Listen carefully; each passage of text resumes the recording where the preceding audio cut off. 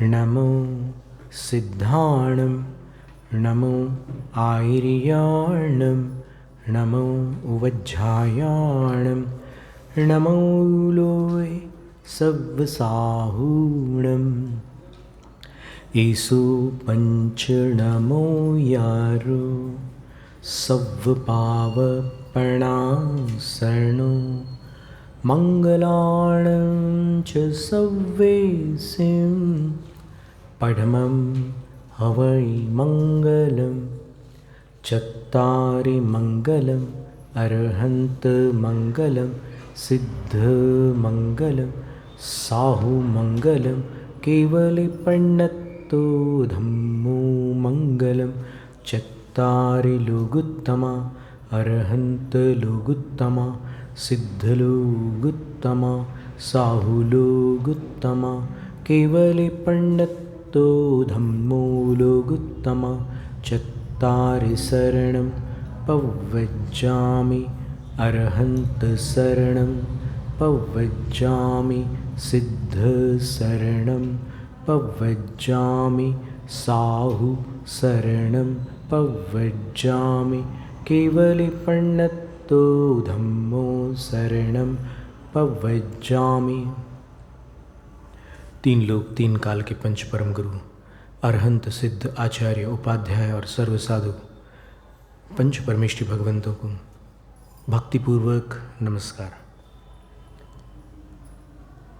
जम्बूद्वीप भरत क्षेत्र आर्यखंड भारत देश हुंडाव सिरपणी काल के धर्म तीर्थ शासन नायक वृषभादि महावीर पर्यंत 24 तीर्थंकर भगवंतों को विनम्र प्रणाम। 12 अंग और 14 प्रकीर्णक रूप श्रुत देवता भगवती जनवाणी सरस्वती माता को भावपूर्ण वंदन। पूर्व शताब्दी के धर्म धुरंधराचार्य चारित्र चक्रवर्ती ज्ञानी ध्यानी तपस्वी परम श्रद्धेय शांति सागर गुरुराज को त्रिभक्तिपूर्वक बारंबार नमस्तु। दीक्षा शिक्षा गुरु आचार्य विद्यासागर महाराज को नमस्तु।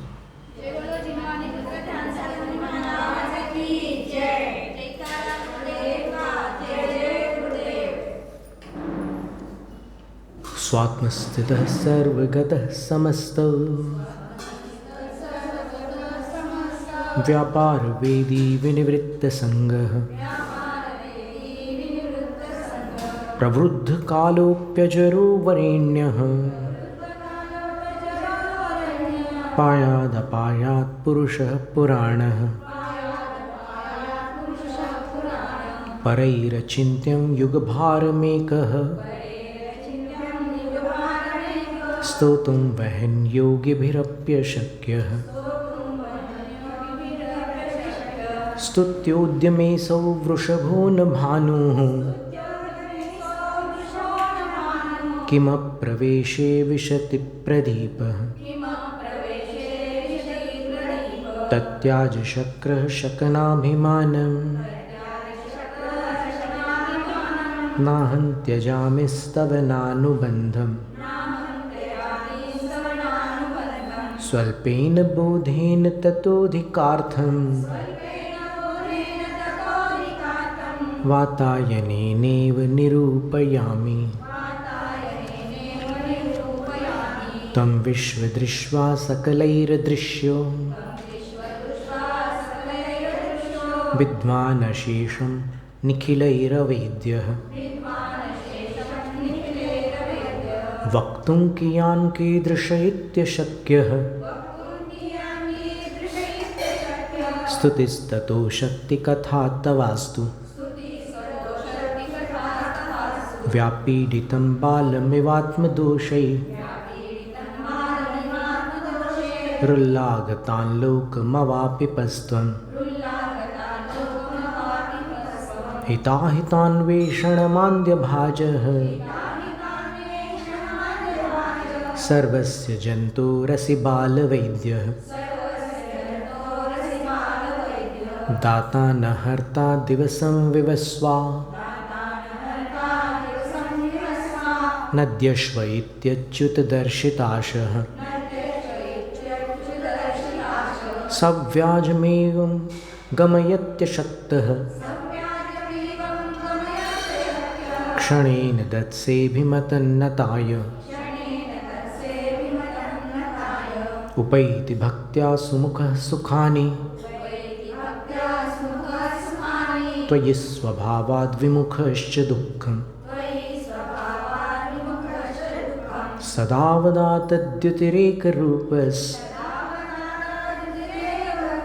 तयोस्त्वमादर्शैवावभासि अगाधताब्धे स यतः पयोधिर् मेरोश्च तुङ्गा प्रकृतिः स यत्र द्यावा पृथिव्योः पृथुता तथैव व्यापत्स्वदीया भुवनान्तराणि तवानवस्था परमार्थतत्त्वं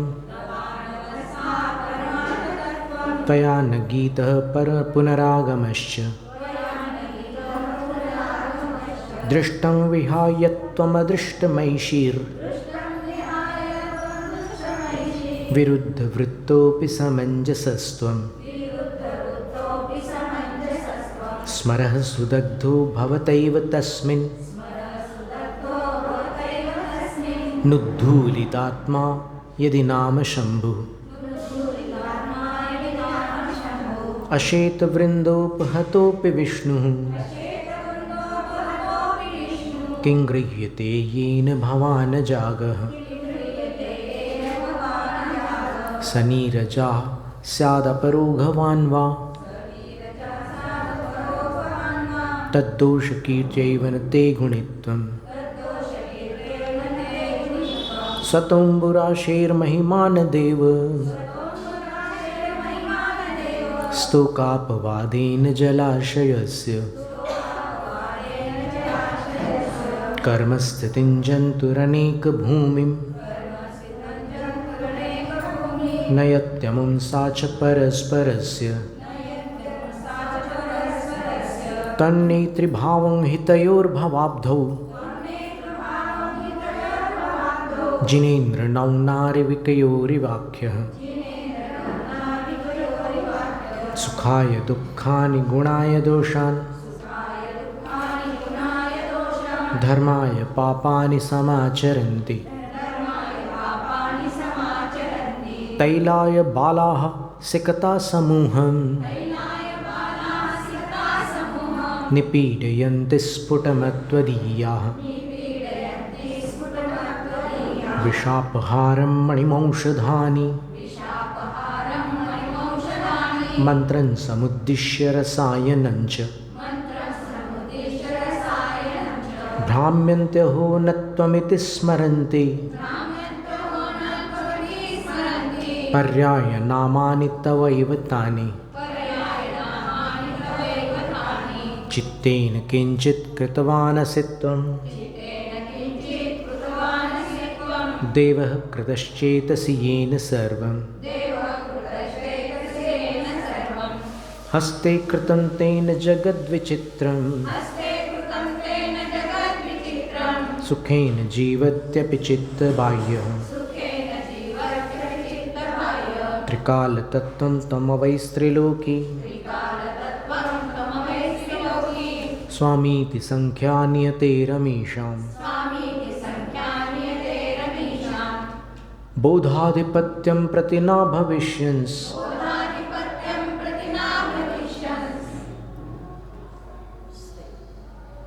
तेन्येऽपि चेद्व्याप्स्यदमूनपीदम्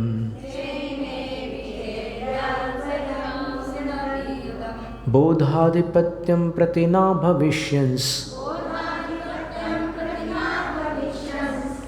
तेन्येऽपि चेद्व्याप्स्यदमूनपीदम्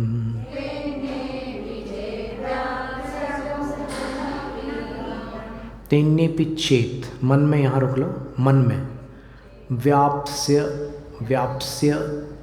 दमूनपीदम् तेन्येऽपि चेद्व्याप्स्य दमूनपीदम्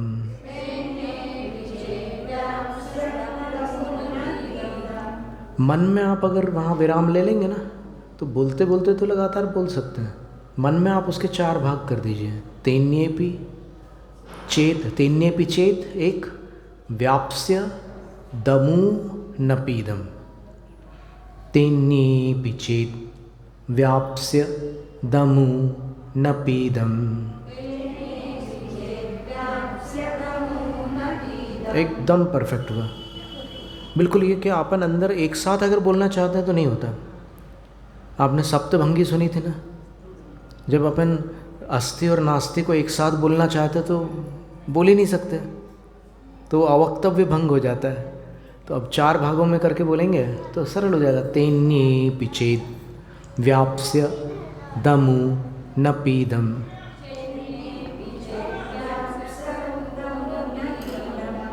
हाँ, उच्चारण के समय नहीं रुकना है, उच्चारण तक नहीं, उच्चारण में रुकना नहीं है, मन में रुकना है। ये हम आपको मन का बता रहे हैं।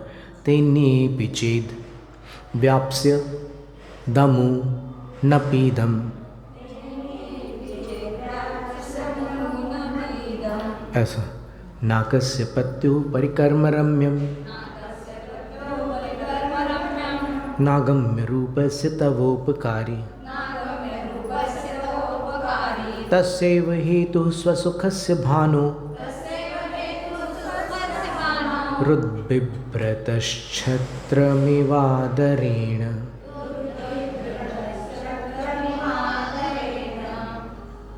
क्वोपेक्षकस्त्वं क्व सुखोपदेशः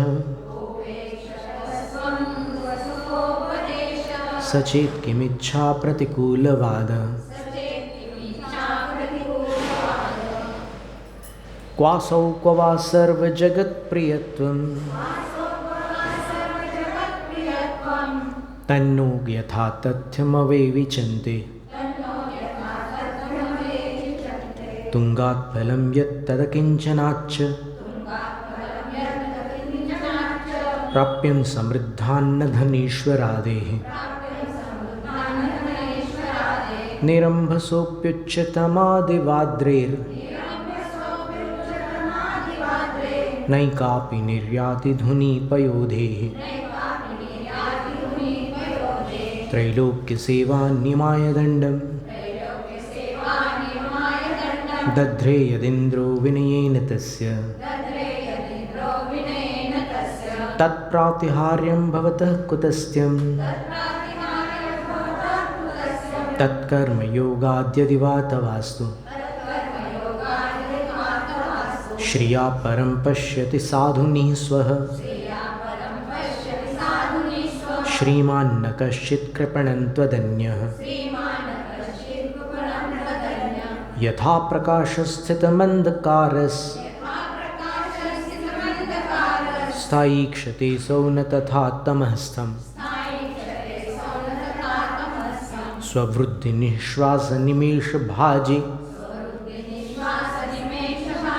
प्रत्यक्षमात्मानुभवेऽपि मूढः। किञ्चाखिलज्ञेयविवर्तिबोधस् स्वरूपमध्यक्षमवैति लोकः। तस्यात्मजस्तस्य पितेति देव तां येव गायन्ति कुलं प्रकाश्य। तेद्यापि नन्वाश्मनमित्यवश्यम् तेद्यापि नन्वाश्मनमित्यवश्यम्।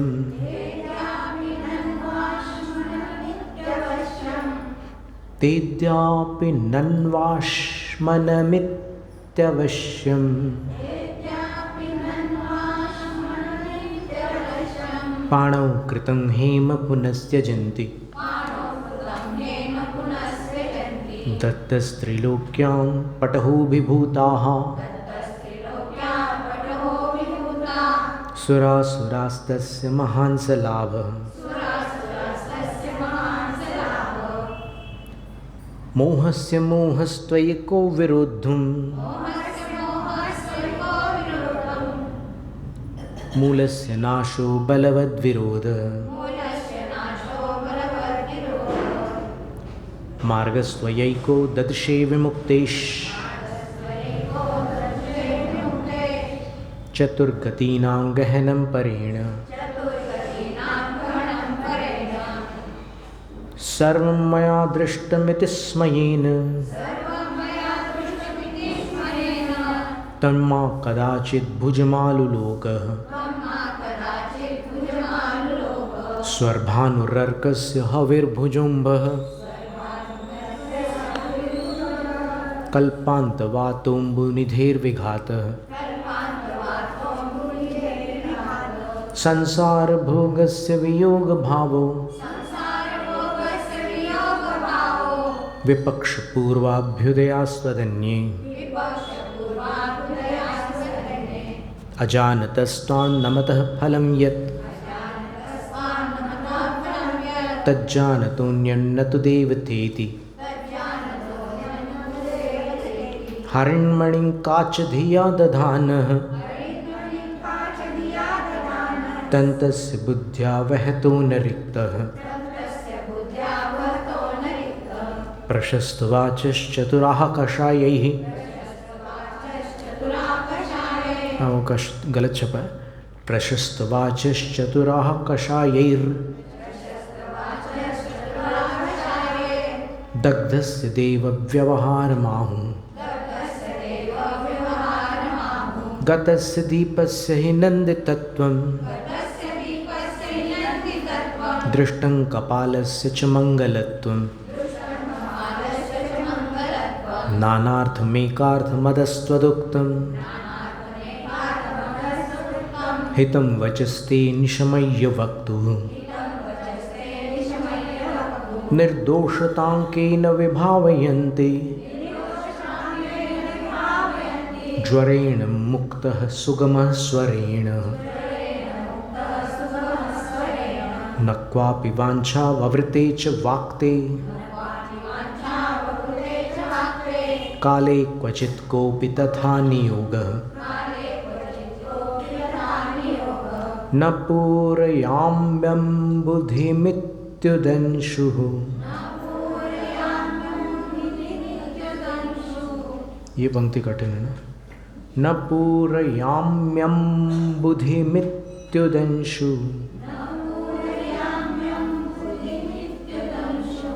स्वयं हि शीतद्युतिरभ्युदेति गुणा गभीराः परमाः प्रसन्नाः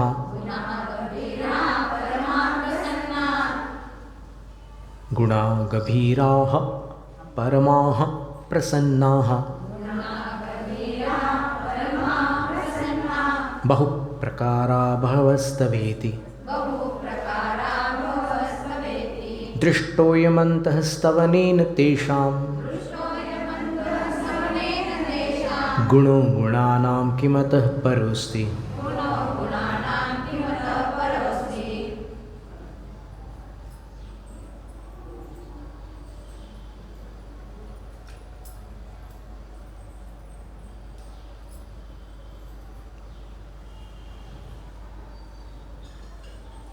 स्तुत्यां परं नाभिमतं हि भक्त्या स्तुत्या परं नाभिमतं हि भक्त्या स्मृत्या प्रणत्या च ततो भजामि स्मरामि देवं प्रणमामि नित्यं केनाप्युपायेन फलं हि साध्यम् स्तुत्या परं नाभिमतं हि भक्त्या स्मृत्या प्रणत्या च ततो भजामि स्मरामि देवं प्रणमामि नित्यं केनाप्युपायेन फलं हि साध्यम् स्तुत्या परं नाभिमतं हि भक्त्या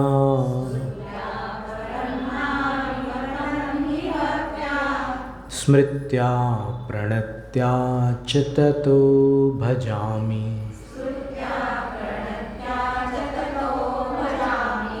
स्मरामि देवं प्रणमामि नित्यं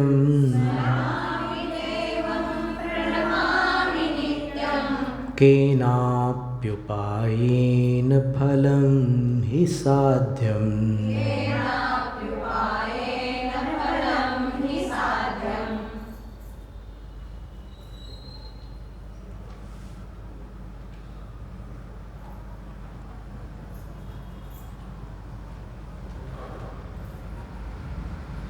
स्तुत्या ही अभिमतम न। स्तुति द्वारा ही अभिमत का अर्थ होता है अभीष्ट, अपनी इष्ट वस्तु। केवल स्तुति से प्राप्त होती है ऐसा नहीं समझना। स्तुति के बिना भी होती है क्या इष्ट वस्तु की प्राप्ति? तो आचार्य कहते हैं कि हाँ होती है, भक्त्या, भक्ति से होती है। और स्मृत्या, भगवान की स्मृति से भी इष्ट की प्राप्ति होती है। और प्रणत्या च, प्रणति प्रणाम करने से भी इष्ट की प्राप्ति होती है। तो केवल स्तुति से ही अभीष्ट की प्राप्ति होती है ऐसी धारणा मत बनाओ, बल्कि भक्ति से भी इष्ट की प्राप्ति होती है, स्मरण से भी इष्ट की प्राप्ति होती है, और प्रणाम द्वारा भी इष्ट की प्राप्ति होती है। ततो, इसलिए मैं देवम, अपने परम आराध्य देव की,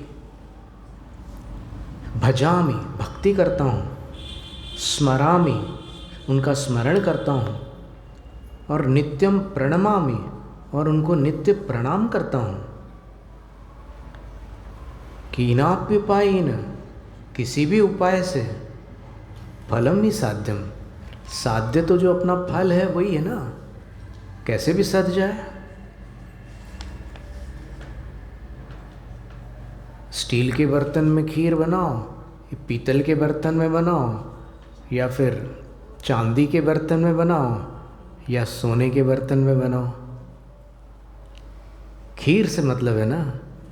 इसी प्रकार ही भगवान मुझे आत्मकल्याण इष्ट है, तो फिर आत्मकल्याण की प्राप्ति मात्र स्तुति से नहीं होती, भक्ति से भी होती है, स्मृति से भी होती है, और प्रणति से भी होती है। ततो, इसलिए हे देव, मैं आपको, अपने परम आराध्य को, भजामि, भजता हूँ, स्मरामि, उनका स्मरण करता हूँ, और प्रणमामि, उनको प्रणाम करता हूँ। और ये नित्यम जो क्रिया विशेषण है तीनों के साथ लगा सकते हैं। मैं नित्य ही उनको भजता हूँ, नित्य उनका स्मरण करता हूँ, नित्य उनको प्रणाम करता हूँ। केनाप्य, किसी भी उपाय से, अब ये 3 उपाय बता रहे हो, तो अब स्तुति के अतिरिक्त जो 3 उपाय हैं उनमें से किसी भी उपाय से फलम ही साध्यम, फल ही साधना है ना, अपना आत्मकल्याण ही तो करना है ना, तो चलेगा। वो खीर वाला उदाहरण आप ध्यान में रखो। तो अब प्रश्न आता है, देखो फिर वही सिद्धांत वाली बात आती है कि जैसे जो अध्यात्म के पाठी हैं उनके अंदर एक धारणा बन गई है, अथवा बना दी गई है कि ये शुभ भाव, शुभोपयोग, शुभ परिणाम संसार का कारण है ना। ये आपने बहुत बार सुना भी होगा कि शुभ भाव संसार का कारण है, ठीक है। फिर शुभ भाव से पुण्य का बंध होता है, पुण्य के उदय से सांसारिक सुख होता है, और सांसारिक सुख में संसारी प्राणी जब राग करता है तो फिर नवीन बंध होता है, और बस उसका उदय होता है, फिर संसार में और कुछ प्राप्त होता है। तो ये क्रम चलता रहता है। तो शुभ भाव संसार का कारण है, ये सामान्य कथन है, ध्यान में रखना। लेकिन विशेष कथन क्या है? विशेष कथन ये है, भाव संग्रह ग्रंथ में एक गाथा है, सम्माइठी पुण्यम न होई संसार कारणम नियमा मोक्षस होई हेयु जैव निदानम न जुसो कुणई। यदि सम्यक दृष्टि जीव निदान न करे, निदान का अर्थ सांसारिक सुखों की कामना, कोई सम्यक दृष्टि जीव है, सांसारिक सुखों की कामना होती है उसको, लेकिन अगर वो सांसारिक सुखों की कामना न करे तो उसका पुण्य क्या संसार का कारण होगा?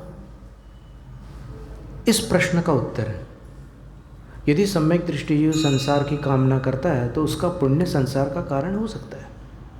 परंतु यदि सम्यक दृष्टि जीव संसार सुख की कामना न करे तो क्या होगा? तो उस गाथा में लिखा है, सम्मा इट्ठी पुण्यम, सम्यक दृष्टि का वह पुण्य, न होई संसार कारणम नियम, नियम से संसार का कारण नहीं हो सकता। फिर काय का कारण होगा? मोक्षस होई हेयु, मोक्ष का कारण हो जाएगा वो। मोक्ष का कारण पुण्य कैसे हो सकता है? तो सहायक कारण होगा। साक्षात कारण तो रत्नत्रय है, अपन सब बच्चे बच्चे जानते हैं, सम्यक दर्शन ज्ञान चारित्राणि मोक्ष मार्ग है, पुण्यानि मोक्ष मार्ग है, ऐसा तो नहीं है। सम्यक दर्शन ज्ञान चारित्र मोक्ष का मार्ग है, ये निश्चय कथन है। और व्यवहार से सम्यक दर्शन ज्ञान चारित्र के अनुकूल सामग्री प्राप्त करना बिना पुण्य के संभव है क्या?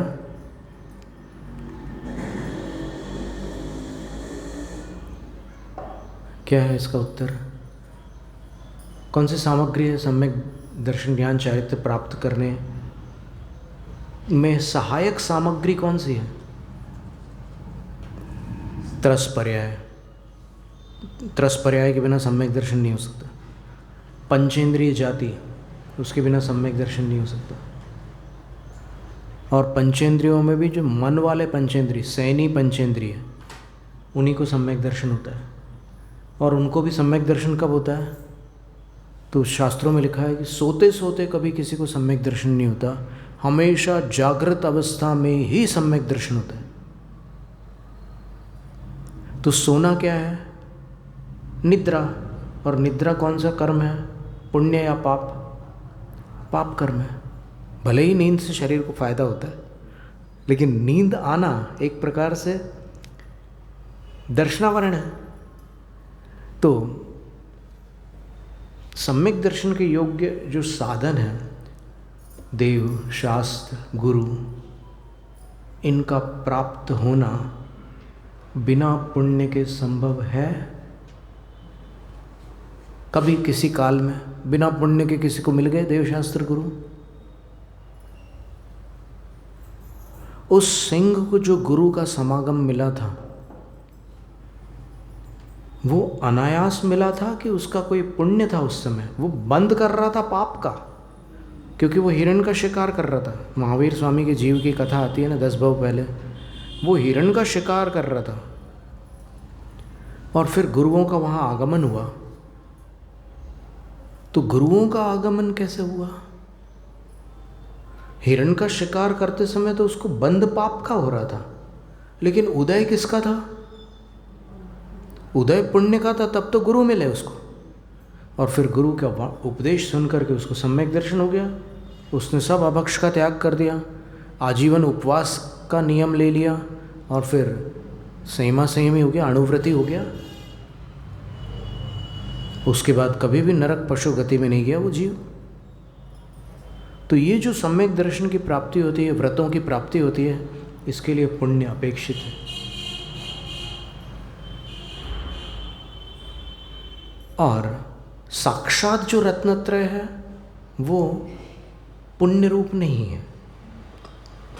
क्यों? क्योंकि सम्यक दर्शन, सम्यक ज्ञान और सम्यक चारित्र ये या तो औपशमिक होते हैं, या फिर क्षयोपशमिक होते हैं, या क्षायिक होते हैं। सम्यक ज्ञान औपशमिक नहीं होता, सम्यक ज्ञान क्षयोपशमिक और क्षायिक होता है। तो फिर औदैहिक होने का सवाल नहीं। तो इसलिए ये पुण्य नहीं है, रत्नत्रय पुण्य नहीं है।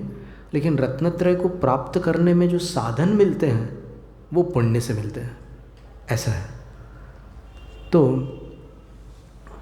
सम्मा इट्ठी पुण्यम, सम्यक दृष्टि का पुण्य, न हुई संसार कारणम नियम, संसार का कारण नियम से नहीं होता। मोक्षस्य हुई हेउ, मोक्ष का कारण होता है। देवसेन आचार्य महाराज ने लिखा है इस गाथा में, जैव निर्याणम न सुख, एक शर्त है। शर्त क्या है? कि वो सांसारिक सुख की कामना न करे तो उसका पुण्य उसके मोक्ष में सहायक हो जाएगा। फिर पुण्य के विषय में, पुण्याश्रव के विषय में आचार्य अकलंक देव ने क्या लिखा है? तत्वार्थ राजवार्तिक के 7वें अध्याय में पहला सूत्र क्या है? हिंसा नृतस्ते या ब्रह्म परिग्रहेभ्यो विरतिर् व्रतम। उसकी उत्थानिका में यानी उसकी भूमिका में आचार्य अकलंक देव कहते हैं कि सामान्येन आश्रव पदार्थों, सामान्य रूप से आश्रव पदार्थ का वर्णन हो चुका, लेकिन अब पुण्याश्रव की व्याख्या इस अध्याय में, 7वें अध्याय में करेंगे। क्यों? अलग से क्यों कर रहे हैं?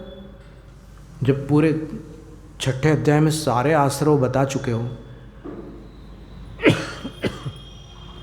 तो 7वें अध्याय में कौन सा अलग सा पुण्याश्रव आप बता रहे हो? तो वो आचार्य कहते हैं व्रतियों का पुण्य। वहाँ पर सबका मिक्स था, पुण्य पाप सब कुछ था 6ठे अध्याय में, लेकिन 7वें में व्रतियों के पुण्य का वर्णन कर रहे हैं। क्यों? प्रधानत्वात् तत्पूर्वकत्वान् मोक्षस्य, मोक्ष मार्ग पुण्य प्रधान है। सुना आपने? कौन कह रहे हैं? आचार्य अकलंक देव। मोक्ष मार्ग पुण्य प्रधान है। कब तक? जब तक सविकल्प दशा है। सुन रहा ध्यान से? जब तक सविकल्प दशा है तब तक पुण्य प्रधान है, और फिर निर्विकल्प हो गए तो ध्यान प्रधान है। इतनी सरल सी बात है। सविकल्प अवस्था तक पुण्य प्रधान है। क्यों पुण्य प्रधान है? तो इसका उत्तर दे रहे हैं तत्पूर्वकत्वान् मोक्षस्य, उस पुण्य के कारण मोक्ष की प्राप्ति होती है। अभी कोई जिसने ये सब पढ़ा नहीं है वो इन बातों को सुन करके बोलेगा अरे ये कैसी विचित्र बात है, ऐसा कैसे हो सकता है? तो कैसे हो सकता है तुम खोज करो, कैसे हो सकता है। शंका मत करो, हो सकता है कि नहीं हो सकता ये दिमाग से हटा दो। होता है ये स्वीकार करो, कैसे होता है इसकी खोज करो।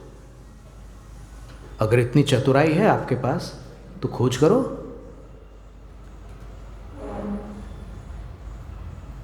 अधूरा ज्ञान खतरा है जान। चारों अनुयोग पढ़ो ना, पता चलेगा कि कितना किसका महत्व है।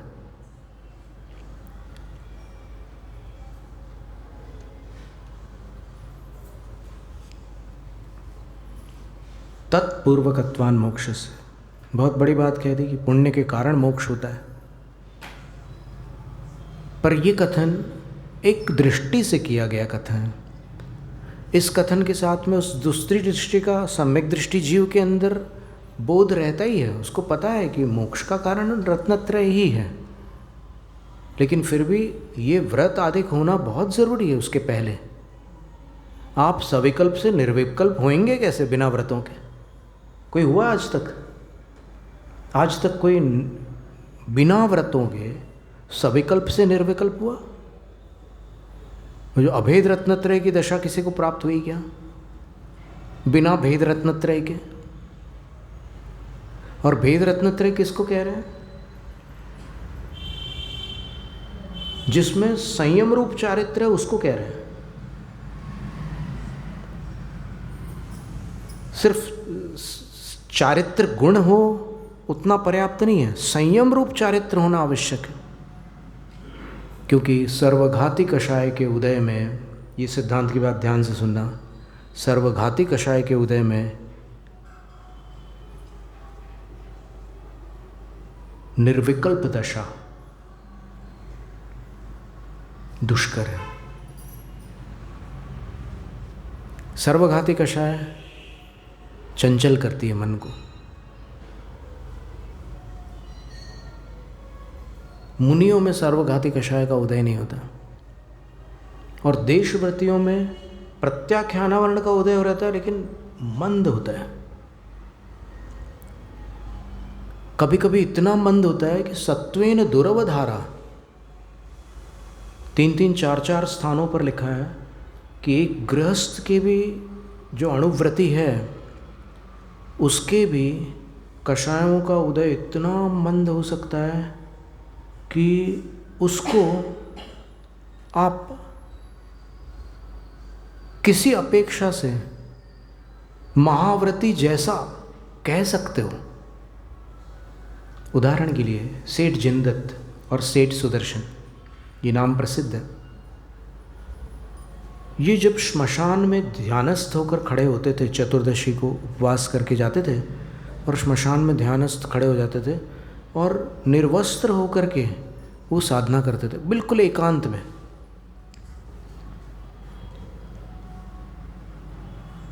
उस समय देवलोग भी उनकी परीक्षा लेकर के उनको डिगा नहीं पाए।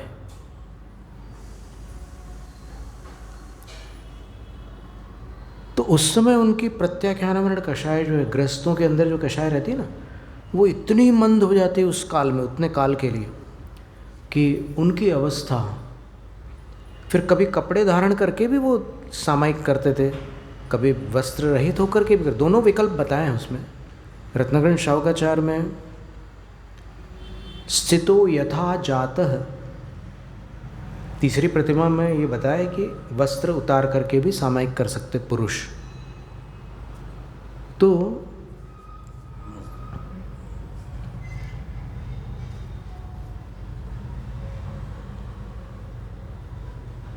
चतुरावर्त तृतेश चतुः प्रणाम स्थितो यथा जातः सामयिको द्विनिषद्यस त्रयोग शुद्धस त्रिसंध्यम अभिवंदी। तीसरी प्रतिमा में 3 संधि कालों में, सूर्योदय, सूर्यास्त और मध्याह्न, 3 संधि कालों में सामायिक करते हैं। और स्थितो यथा जातः, वो सामायिक में स्थित होने वाला जो श्रावक है वो यथा जातः, जैसा जन्मा था वैसा होगा, लेकिन एकांत में, सार्वजनिक नहीं। और कृतिकर्म पूर्वक, उसमें क्या वो पूरी विधि होती है, उसमें 4 बार प्रणाम करते हैं, 3-3 आवर्त करते हैं, 2 बार बैठ करके नमस्कार करते हैं, अथवा 2 आसन में सामायिक करते हैं। ये सारी बातें होती हैं। तो जिनदत्त सेठ को ऐसे सामायिक में स्थित देखकर 2 देवों ने उनको देखा। तो जो सम्यक दृष्टि देव था वो बोला कि देखो, ये हमारा जैन श्रावक है, तुम जैन धर्म की परीक्षा करना चाहते हो। जो मिथ्या दृष्टि देव था उससे उसने पूछा कि तुम जैन धर्म की परीक्षा करना चाहते हो ना, ये खड़ा है श्रावक हमारा। तुम हमारे साधु की परीक्षा करना चाहते थे, तुम इसकी परीक्षा करके देख लो, साधु की बात भूल जाओ, इस श्रावक की परीक्षा लेकर के देखो तुम।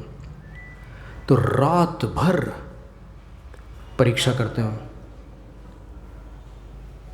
यहाँ तक कि वो अपनी माया से, वो देव सेठानी का कटा हुआ सिर उसके सामने ला करके रख देते हैं,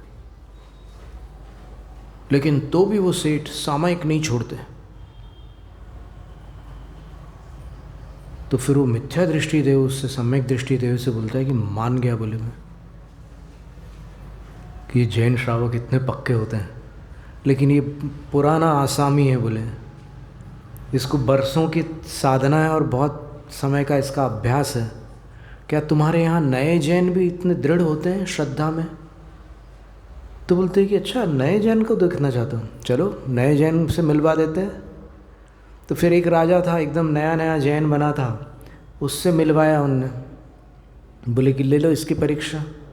तो उसने, वो नया राजा जो था, नया सम्यक दृष्टि राजा, उसने ये संकल्प किया था कि मैं वासुपूज्य भगवान तीर्थंकर के समवसरण में उनके दर्शन किए बिना अन्न जल ग्रहण नहीं करूँगा।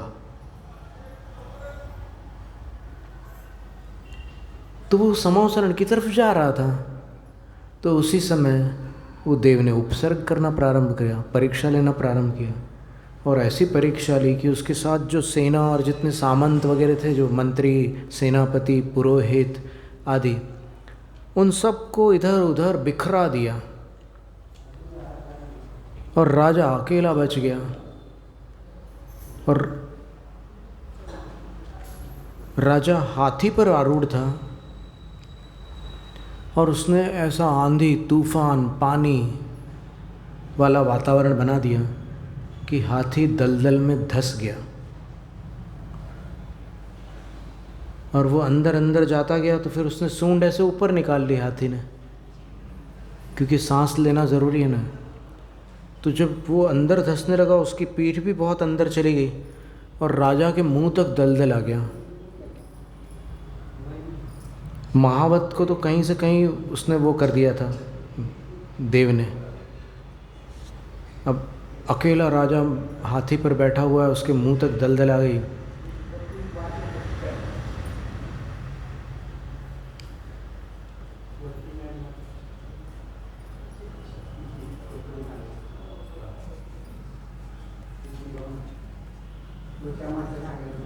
एक जन दादाजी की मदद कर देते हैं।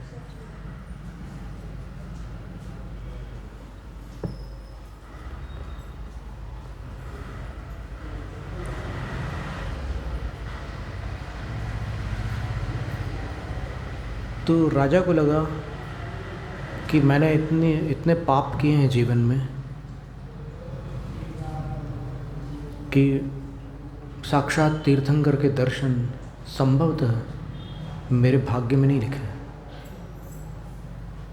तो चलो, अब मृत्यु सामने है, अभी हाथी और नीचे जाएगा तो मेरी सांस रुक जाएगी, मेरे मुंह में दलदल आ जाएगा। तो मरते समय मैं उनका नाम लेता हूँ, भगवान तीर्थंकर का।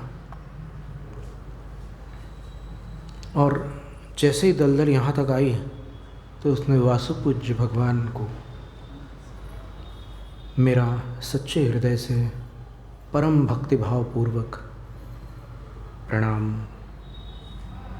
ऐसे झुका।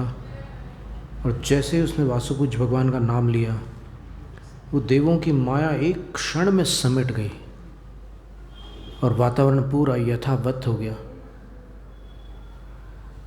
अब वो जो सम्यक दृष्टि देव था, उसने उससे मिथ्या दृष्टि देव से कहा कि देखा तुमने, हमारे नया जैन था ये, और तुम अवधि ज्ञान करके देख लो कि वो कितने देर पहले जैन बना था, देख लो। तब फिर वो हाथ जोड़ लेता है और कहता है कि मैं मान गया, अब मैं भी चलता हूँ समवसरण। और इस प्रकार वो जैन बन गया, वो देव। तो इतनी विकट स्थिति में भी श्रद्धा कायम रहती है। और फिर जब वो राजा समवसरण में पहुंचा, उसने जीवन भर पाप किया था, लेकिन जब समवसरण में पहुंचा तो फिर वहाँ पर उसके भाव इतने निर्मल हुए कि उसने दीक्षा ग्रहण की। और दीक्षा ग्रहण करते ही उसको रिद्धियाँ प्राप्त हो गई और वो वासुपूज्य भगवान के गणधर पद को प्राप्त हो गया, राजा पद्मरथ। ये कथा संलेखना के समय क्षपक को सुनाई जाती है कि देखो, वो राजा जिसने इतने पाप किए थे, वो भी भगवान के सानिध्य में निष्पाप हुआ, पवित्र हुआ और गणधर हो गया, तद्भव मोक्षगामी था। तो इसलिए किसी को तुच्छ मत समझो और अपने आप को भी हीन मत समझो। उत्साह प्रकट करो। जिन शासन की शरण में आने वालों को यह जिन शासन कहीं से कहीं पहुंचा देता है। मूलाचार ग्रंथ में एक गाथा ही है, सल्लेखना के समय वो सुनाई जाती है। जम्मालीणा जीवा तरंति संसार सायरमणंतम तम सव्व जीव शरणम नंदौ जिण शासनम सुरम।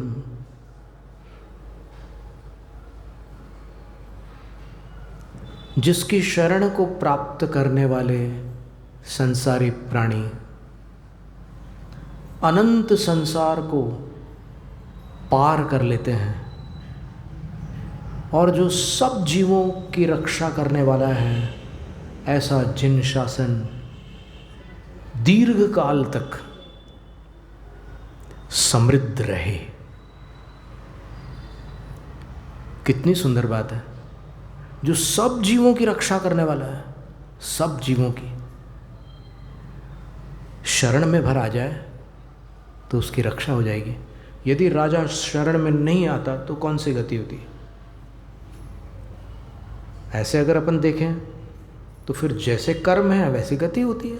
और जिसके कर्म, वो शिकार वगैरह करता था राजा, और वो जो मुलाकात हुई थी जंगल में मुनिराज से, उसकी भी एक छोटी सी घटना है कि राजा शिकार करने गया और उसको कोई शिकार नहीं मिला, तो वो एक मुनि महाराज को देखा बैठे हुए वहाँ पर।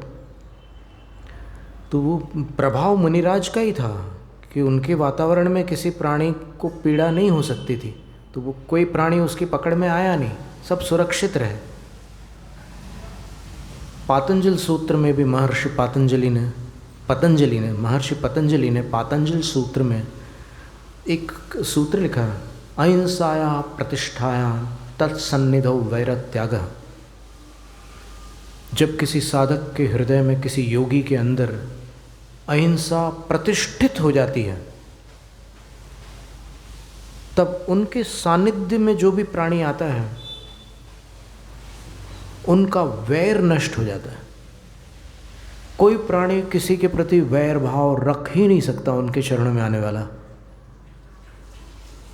तो वो जो ऋषि थे उनका तेज इतना अधिक था कि राजा जैसे जैसे अपने घोड़े पर सवार होकर उनके निकट आ रहा था तो उनका तेज राजा के लिए भारी पड़ रहा था। लेकिन फिर भी राजा ने घोड़े को ऐसे किया और फिर अपना चेहरा ऐसे उस तरफ करके पूछा कि यहाँ बैठे बैठे क्या कर रहे हो तुम। तब साधु ने पूछा कि राजन, मेरा प्रति प्रश्न है कि तुम इतने जानवरों को मार कर कहाँ जाने की तैयारी कर रहे हो।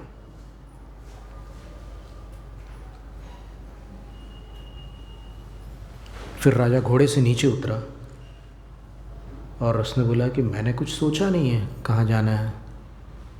तो बोले, हिंसा का फल क्या होता है? हिंसा से कभी किसी को सद्गति प्राप्त होती है कि दुर्गति प्राप्त होती है? तो बोले कि आप मुझे समझाइए गुरुवर, मैंने तो आज तक कभी ये सब सोचा ही नहीं था। तो फिर गुरु उनको जो उपदेश देते हैं उसका प्रचंड मिथ्यात्व और उसकी तीव्र कषाय सब शांत हो जाती है और उसको सम्यक दर्शन प्राप्त हो जाता है। और वो कहता है कि आज के बाद मैं आपको गुरु मानता हूँ और अब मैं ये भी स्वीकार करता हूँ कि आपसे बड़ा इस संसार में कोई नहीं है। तब गुरु बोलते हैं कि रुको, कुछ दूरी पर तीर्थंकर वासुपूज्य भगवान का समवसरण लगा हुआ है। मैं तो क्या, वो संसार में सबसे बड़े त्रिलोकी नाथ है। बोले, अच्छा महाराज, तो मैं आपके चरणों में नियम लेता हूँ कि उनके दर्शन किए बिना आहार जल ग्रहण नहीं करूँगा। और फिर वो उनके दर्शन के लिए जाता है। तो रास्ते में ये परीक्षा हो जाती है। तो इस तरह इस सामयिक को द्विनिषिद्ध, सामयिक की बात चलती है तो फिर वहाँ पर ये सारी बातें आती हैं। 3 बार कृतिकर्म पूर्वक तीसरी प्रतिमा में सामयिक की जाती है। और उस समय गृहस्थ के लिए भी बता दिया कि इतनी कषाय मंद हो जाती है कि वो चेलोपसृष्ट मुनिरिव गृही तदा याति यति भावम। समंतभद्राचार्य महाराज ने लिखा है कि मान लो कोई गृहस्थ कपड़े पहनकर सामायिक कर रहा है, तो उस समय समता भाव में जब वो गृहस्थ चला जाता है तो उसकी भावना शुद्ध होती है। उस समय शुद्ध भावना। प्रवचन सार की 248वीं गाथा की टीका में जैसे आचार्य महाराज ने लिखा है, श्रावकाणामपि क्वापि सामायिक आदि काले शुद्ध भावना दृश्यते। श्रावकों के पास भी कहीं सामायिक आदि के समय पर शुद्ध भावना देखी जाती है। कितनी गहरी बात, कितनी महत्व की बात है। तो समंतभद्राचार्य क्या कह रहे हैं कि चेलोपसृष्ट मुनिर्व, मान लो कोई मुनि महाराज विराजमान है कहीं ध्यान में और कोई उनके ऊपर ऐसे कपड़ा डाल दे, तो क्या वो वस्त्रधारी हो जाएंगे? नहीं, वो उपसर्ग युक्त हो जाएंगे, वस्त्रधारी नहीं होंगे। वस्त्र होते हुए भी वस्त्रधारी नहीं होंगे, क्योंकि उनने वस्त्र की कामना नहीं की है। तो कह रहे हैं कि उन मुनि के समान जिनके ऊपर किसी ने कपड़ा डाल दिया है, वैसे ही कपड़ा पहने हुए कोई गृहस्थ सामायिक में लीन होता है तो तदा यति भावम याति, मुनि जैसे भाव को प्राप्त हो जाता है। कितनी बड़ी बात है। सामायिक, सामायिक को छोटा मत समझो। कम से कम अष्टमी चतुर्दशी को तो सामायिक करो, बाकी दिन अगर करो तो अच्छी बात है, और दिन में 2 बार करो तो और अच्छी बात है, लेकिन सामायिक बहुत ज़रूरी है। उससे अपनी परीक्षा होती है, अपन कितना समता धारण कर सकते हैं, अपने को पता चलता है, कितनी देर शांत बैठ सकते हैं, ये समझ में आता है। इसलिए सामायिक बहुत ज़रूरी है। एक गृहस्थ थे गुजरात में, अहमदाबाद में, वो कभी कभी सामायिक में बैठते थे तो 14 घंटे तक के सामायिक करते थे। एक कोलकाता वाले एक गृहस्थ थे, वो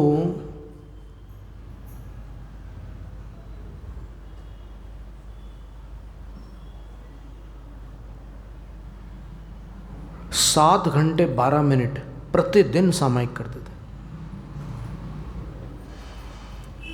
तो ये लगन की बात है और अपनी क्षमता की बात है।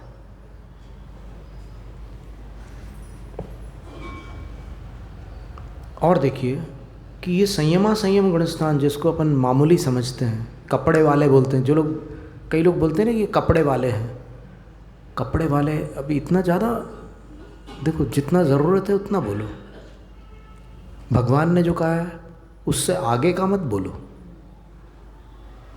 गृही वत्सेलो चेलोपसृष्ट मुनिरेव गृही तदा याति यति भावम, ये भी तो बोला है ना समंतभद्र स्वामी ने। समंतभद्र स्वामी आचार्य थे कि नहीं, फिर भी वो क्या कर रहे हैं, उस सामायिक करने वाले श्रावक को बोल रहे हैं कि मुनि के समान है वो, कपड़े वालों का अपमान मत करो। जो व्रती है, जो संयता संयत है, उनकी विशुद्धि बहुत उत्कृष्ट हो सकती है, उनको साधारण मत समझो। कार्तिकेय अनुप्रेक्षा में क्या लिखा है,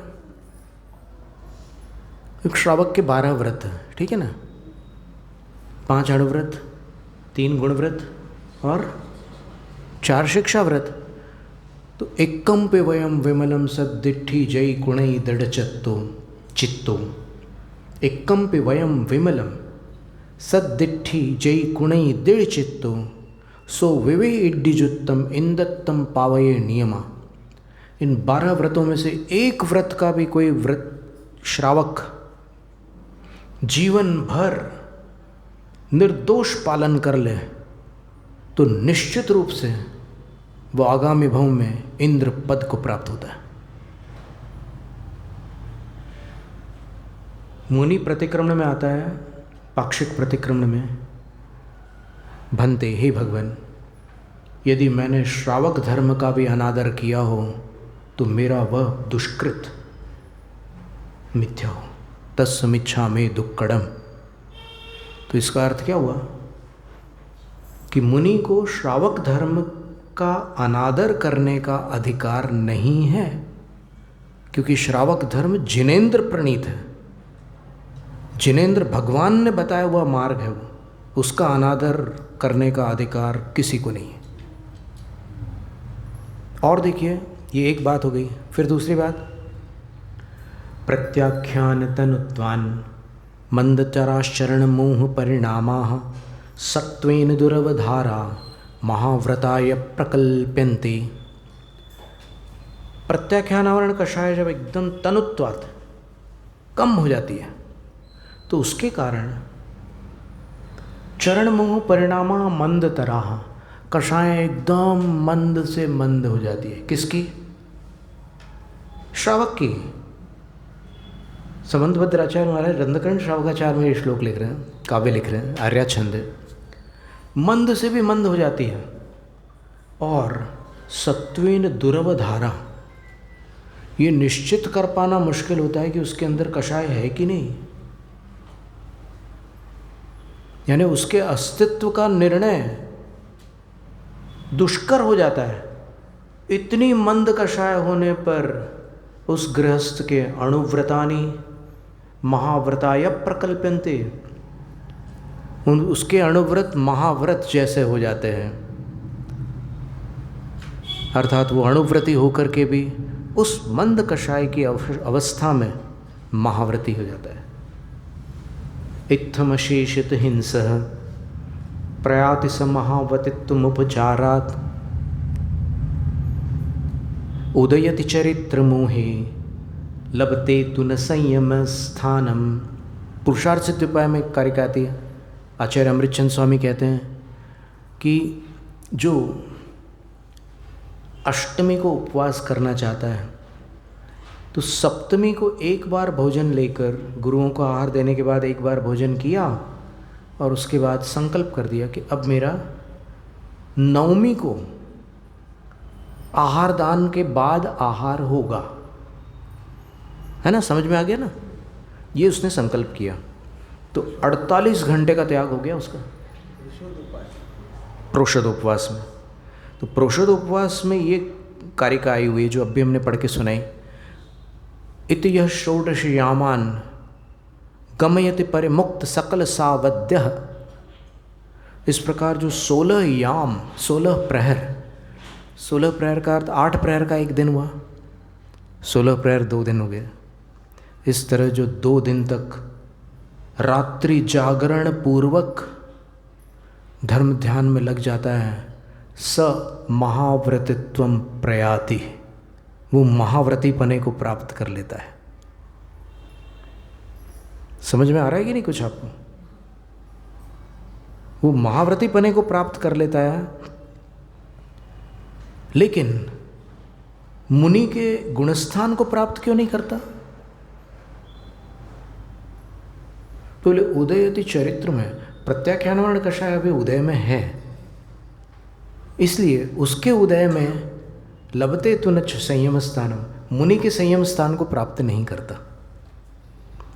और जिस दिन वो ये संकल्प हमेशा के लिए कर लेगा, 5 पापों का त्याग हमेशा के लिए कर देगा, अभी तो स्थूल पापों का त्याग था और 2 दिन के लिए उसने प्रोषदोपवास के समय ये भी त्याग कर दिया था, तो उतने समय के लिए महाव्रती हुआ। हमेशा के लिए महाव्रती होना हो तो दीक्षा ले ले, है ना, एकदम राजमार्ग है, दीक्षा ले ले, हमेशा के लिए महाव्रती हो जाएंगे। तो इतने सारे स्थानों पर गृहस्थ को भी महाव्रती कहा गया, उपचारात। वहाँ पर उपचारात शब्द भी रखा है पुरुषार्थ सिद्ध उपाय में।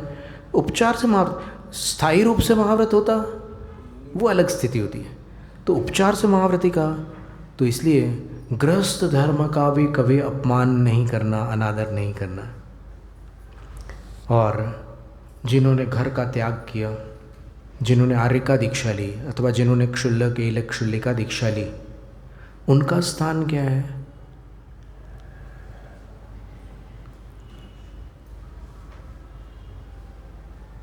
तो आर्यिका का वर्णन चूंकि मूलाचार में है, इसलिए उनको वहाँ पर समणीयो तत्समाचारा, प्रवचन सार ग्रंथ में श्रमणी कहा आर्यिका को, और मूलाचार ग्रंथ में एवं विहाणचर्यम चरंत जे साहवो य अज्जाओ, साधु और आर्यिका मुनिचर्या का पालन करते हैं और ते जग पूज्यम कित्तिम सुहम च लद्धूण सिज्जंती, ये गाथा है मूलाचार के चौथे अधिकार में कि जो साधु और आर्यिकाएं एवं विहाणचर्यम, इस मूलाचार की चर्या को चरंती आचरित करते हैं, ते वे जग पूज्यम, जगत से पूजा को प्राप्त होते हैं, यानी आर्यिका भी पूज्य होती है और फिर मुनि भी पूजा को प्राप्त होते हैं, और सुहम च लद्धूण, फिर भवांतर में वो सांसारिक सुख को भी प्राप्त करते हैं, और सिज्जंती, अंत में सिद्धि को प्राप्त करते हैं। ये गाथा है मूलाचार के चौथे अधिकार में। तो आर्यिका में भी वो विशुद्धि हो सकती है। त्याग के बाद उनकी जो विशुद्धि है, 11 अंगों का ज्ञान 11 प्रतिमाधारियों में क्यों नहीं बताया? किसी शास्त्र में आया है कि 11 प्रतिमाधारियों को 11 अंगों का ज्ञान होता है? कहाँ आया है? कहीं नहीं आया। आर्यिकाओं को होता है।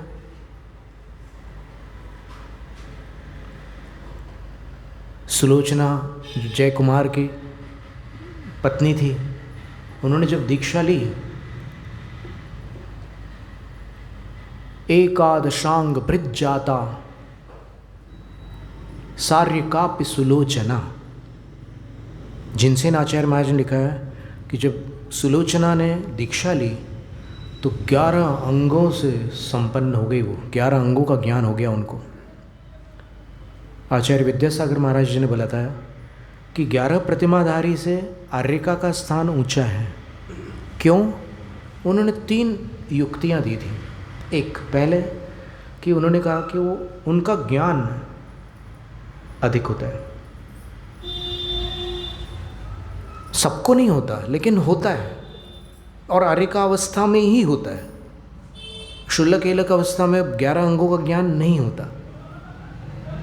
फिर दूसरी बात उन्होंने ये कही कि प्रायश्चित शास्त्र में 11 प्रतिमा का प्रायश्चित कम है, आर्यिका का प्रायश्चित अधिक है।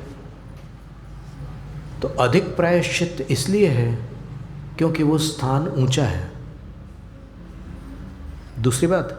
तीसरी बात उन्होंने ये कही कि आर्यिका में गणिनी पद होता है, और वो गणिनी प्रायश्चित दे सकती है, आर्यिका दीक्षा दे सकती है, जबकि 11 प्रतिमाधारी दीक्षा नहीं दे सकते।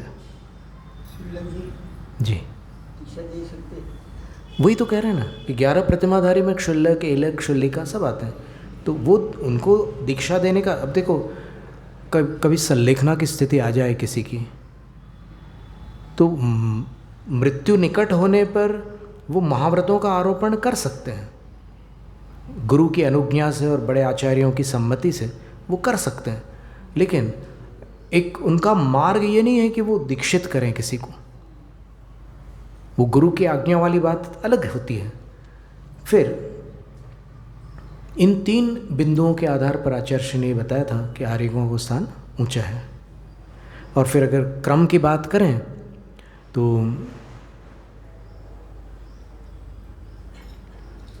दंसण पाउड़ में 18वीं गाथा है। एकम जिणस्य रूपम बीयम मुक्किट सावयाणंतु अवरठ्याण तय्यम चौथ पुण्य लिंग दंसणम नथि। पहला मुनियों का रूप, जिनेंद्र भगवान की मुद्रा।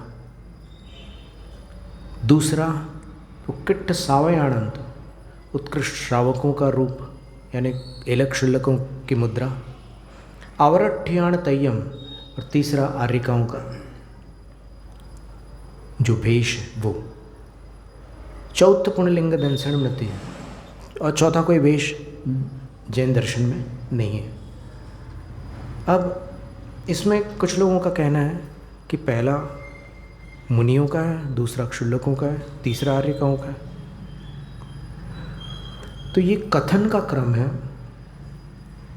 वरिष्ठता का क्रम भिन्न है। जैसे नमोकार में कथन क्रम क्या है? नमो अरिहंताणम पहले है, नमो सिद्धाणम बाद में है। तो क्या आप ये मानेंगे कि सिद्ध अरहंतों से छोटे हैं? कदापि नहीं। फिर नव देवताओं में क्रम क्या है? पंच परमेष्ठी, उसके बाद जिन धर्म, जिन वचन, जिन चैत्य और चैत्यालय। तो फिर क्या मानेंगे आप? साधु जिन चैत्य चैत्यालयों की वंदना करते हैं, तो जिनकी वंदना करते हैं वो उनसे बड़े हैं या नहीं हैं? चैत्य और चैत्यालय साधु से ज्येष्ठ हैं या नहीं हैं? जिनकी वो परिक्रमा लगा करके वंदना कर रहे हैं, और क्रम में कहाँ पर है वो? साधुओं के बाद में है ना क्रम में। तो क्रम में बाद में होने से ज्येष्ठता का निर्णय नहीं हो जाता। इसलिए अपन जैसा आगम का अभिप्राय है वैसा ग्रहण करें, शब्दों के आधार पर कोई अर्थ का अनर्थ ना निकाले। इसी में कल्याण है। जैनम जयतु शासनम। स्तोत्र पठन में मेरे द्वारा यदि जो कहीं कहीं प्रमाद से कुछ अर्थ वाक्य पद मात्रा छूट गई, सरस्वती मेरी उस त्रुटि को कृपया क्षमा करें, और मुझे कैवल्य धाम में मां विलंब धरे। वंचित फलदात्री चिंतामणि सदृश मात तेरा, वंदन करने वाले मुझको मिले पता मेरा। बोधि समाधि विशुद्ध भावना आत्म सिद्धि मुझको मिले, और मैं पा जाऊँ माँ मोक्ष महा सुख को।